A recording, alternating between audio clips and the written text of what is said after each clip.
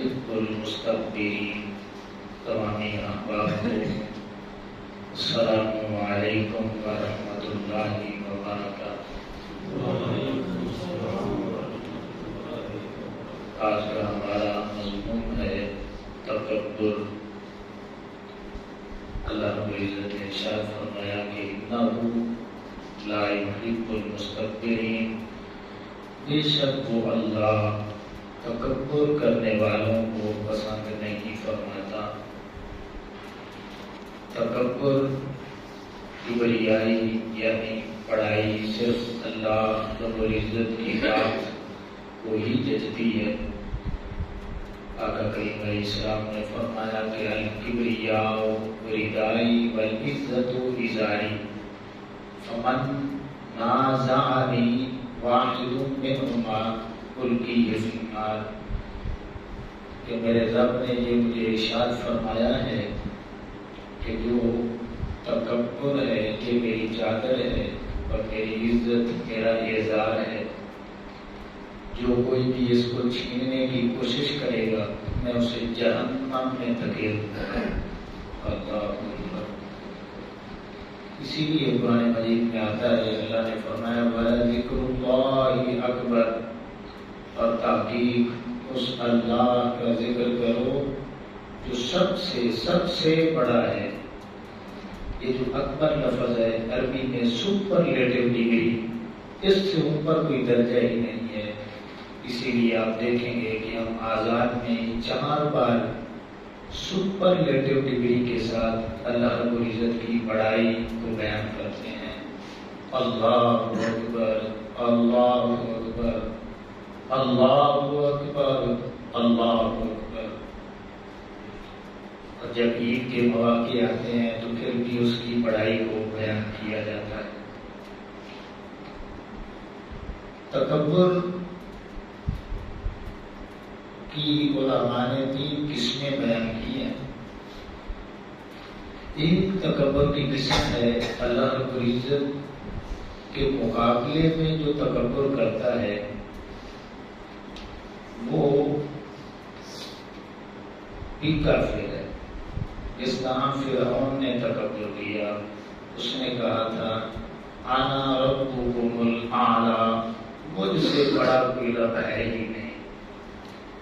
اگر کوئی منصب نبوت کو اپنی طرف منسوب کرے تو وہ مشرک بنتا ہے، اور اگر کوئی منصب الوہیت کا انکار کرے تو وہ کافر بنتا ہے۔ بڑی توجہ طلب آج کی گفتگو ہے۔ اسی طرح نبوت، منصب نبوت کے حوالے سے کوئی تکبر کرے کہ منصب نبوت کا انکار کرے یا منصب نبوت کو اپنی طرف منسوب کرے، وہ بندہ بھی اس تکبر کی وجہ سے کافر، بے دین اور مرتد ہو جاتا ہے۔ اس کی مثال قرآن مجید میں موجود ہے۔ اللہ فرماتا ہے کہ اَهَٰذَا الَّذِي بَعَثَ اللَّهُ رَسُولًا، کہ کیا اس بندے کو اللہ نے رسول بنا کے بھیجا ہے۔ منصب نبوت کو حقیرانہ انداز میں انہوں نے بیان کیا۔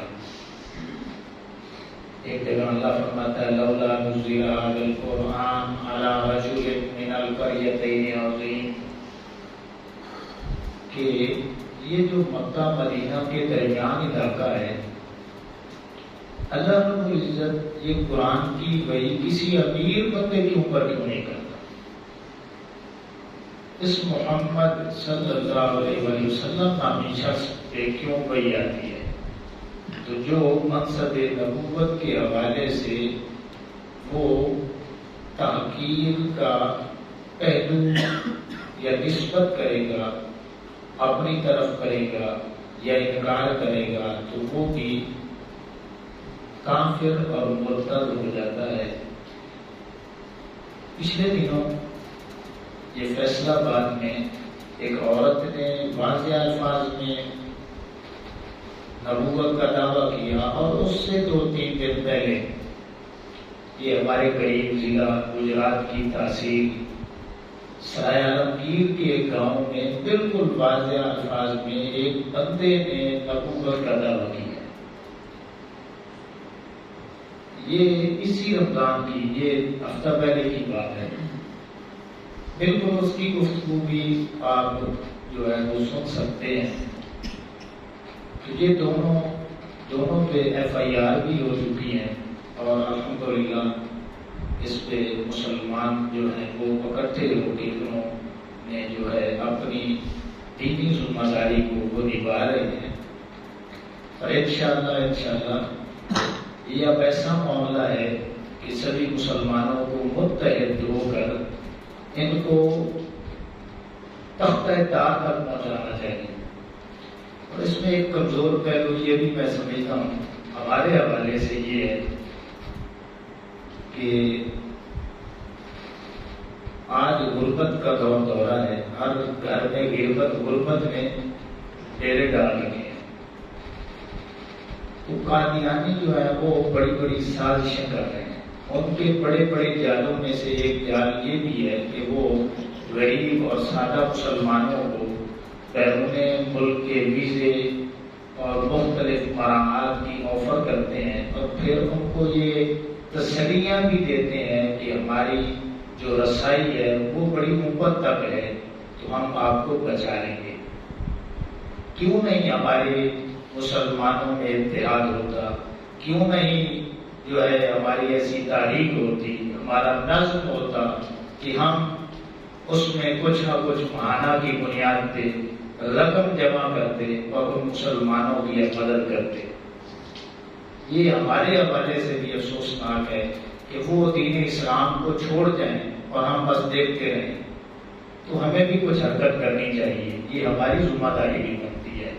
تو یہ دونوں جو واقعات یکے بعد دیگرے ہوئے ہیں تو یہ پوری پلاننگ کے ساتھ ایسے نہیں ہو گیا کہ وہ سویا ہے تو صبح اٹھے ہیں تو ہو گیا. پوری پلاننگ ہے پیچھے. تو اس پہ علماء اپنے اپنے ویوز دے رہے ہیں اور اکثریت نے یہی بات کی ہے اور سامنے بھی یہی بات آتی ہے. تو انشاءاللہ آپ سبھی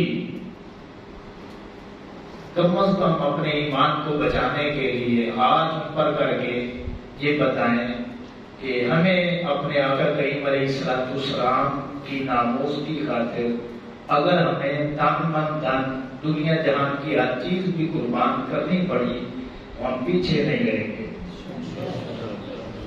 سبھی کریں اوپر. ہم نے اپنا ایمان بچانا ہے تو بس ایک ہی مسلمانوں کے پاس ایک ہی چیز ہے. اگر یہ ہی محبت نکل جاتی ہے تو پھر سمجھ لیں دین کی کوئی چیز باقی نہیں رہتی. یہ سمجھ لیں کہ اگر جسم میں روح نہیں ہے تو پھر کوئی بھی اسے زندہ ماننے کے لیے تیار نہیں ہوتا. سبھی اسے مردہ کہتے ہیں. مسلمان جو زندہ ہے وہ محبت رسول صلی اللہ علیہ وسلم کی وجہ سے زندہ ہے. اگر اس میں یہ روح محبت رسول صلی اللہ علیہ وسلم والی نکل جائے تو پھر وہ بندہ مسلمان ہی نہیں رہتا. اللہ اکبر. تو ایک جو ہے وہ تکبر ہے بندوں کے حوالے سے. تو یہ بھی ہماری شریعت میں ناجائز ہے، حرام ہے، لیکن یہ کفر تک بات نہیں جاتی. اللہ نے اسے ناپسند کہیں قرار دیا.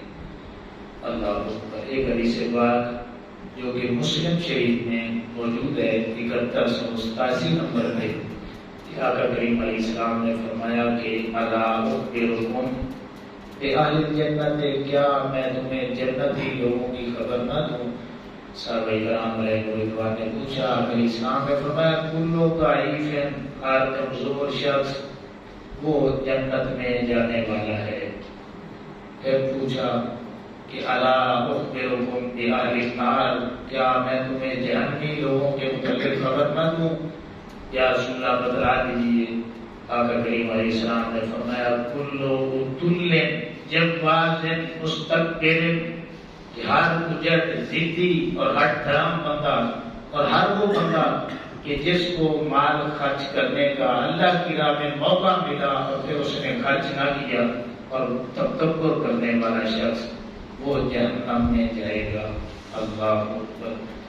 پھر ترمذی شریف میں 1572 نمبر حدیث پاک موجود ہے، آقا کریم علیہ السلام نے فرمایا من مات وهو بریء من ثلاث، اگر کسی بندے میں یہ تین باتیں آ جائیں مرنے سے پہلے پہلے، کون سی ہیں؟ آقا کریم علیہ السلام نے فرمایا داخل الجنہ، وہ بندہ دنیا میں بھی چلتے پھرتے جنتی ہے۔